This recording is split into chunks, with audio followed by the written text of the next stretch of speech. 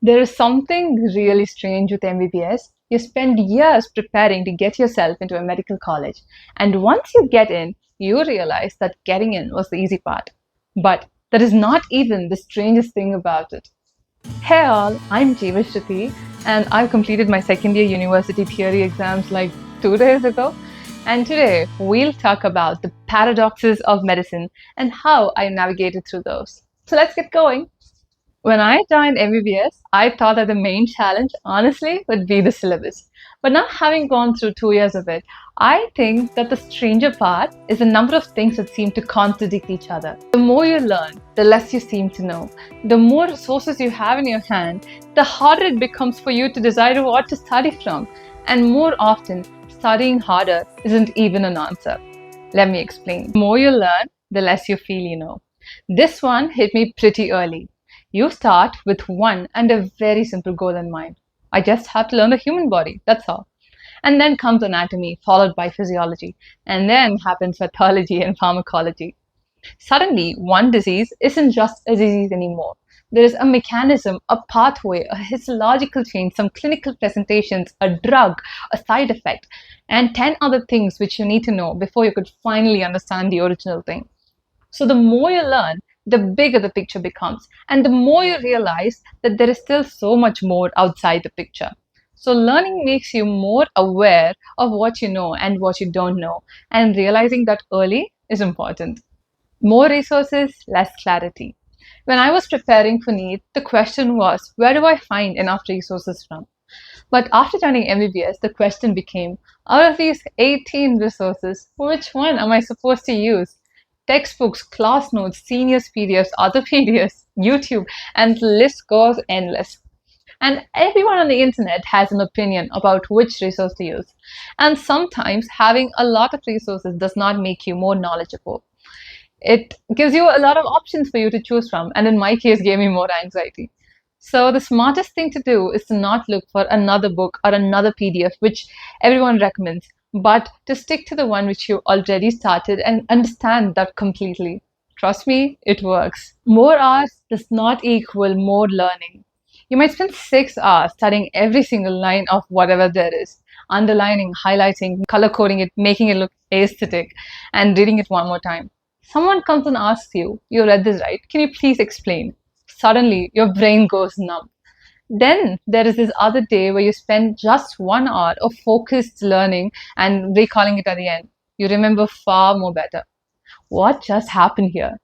It does not depend upon the amount of hours or the amount of time you take there, but about what your brain is actually doing while you get there. There might be those days where you are mentally drained and you would want to do nothing but just to stay idle or do nothing at all. In my opinion, that is completely fine. And I also think that the biggest transition from school to here is not about asking how much hours do I study, but about asking how much can I actually recall without looking. The better you get, the more comfortable you become with saying, I don't know. Sounds ridiculous, but hear me out. When you start, not knowing an answer might feel horrible. So this happened to me once in class when everyone except me seemed to know the answer, and the thought went, maybe I'm not good enough.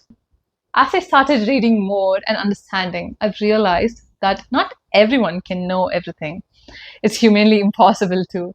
And being a good student does not mean knowing the answer to every single question, but it is being able to accept and say, I don't know, and later actually finding it out. I think there's a very different level of confidence, not in saying, I know everything, but in accepting that I know what I know and I know what I don't know, but I also know how to find out the answer. So here comes our next paradox. The things that you do not seem to understand today may become the things that you need the most tomorrow. Imagine you're in an intense study session and you randomly think, why am I even studying this? Why am I even learning this? The different mechanisms, pathways, histological features, drugs, the tiniest detail that feels so very disconnected from real life. Then during postings, you encounter a patient and suddenly it clicks. You realize that all those seemingly random pieces were making a very beautiful picture. And that might be one of my most favorite things about being a medical student. Sometimes We do not understand the importance while we learn. The meaning comes much later. Moving on to the final paradox of today, you start wanting to get answers, but you end up getting better at asking questions. Everyone wants answers, literally everyone. What's the diagnosis? What's the cause? What's the treatment?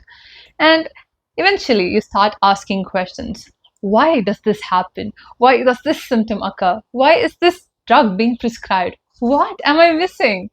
And I believe that is when the actual learning takes place. Because now we're no longer collecting answers.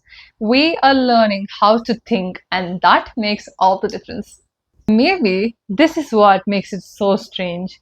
The things that we initially viewed as problems are those that changes our perspective towards the way we learn. You start by wanting certainty, and medicine teaches you to live with uncertainty.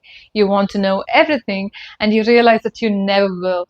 You grade yourself with marks and the amount of hours you study, and slowly you understand that there is a very big world outside all of this.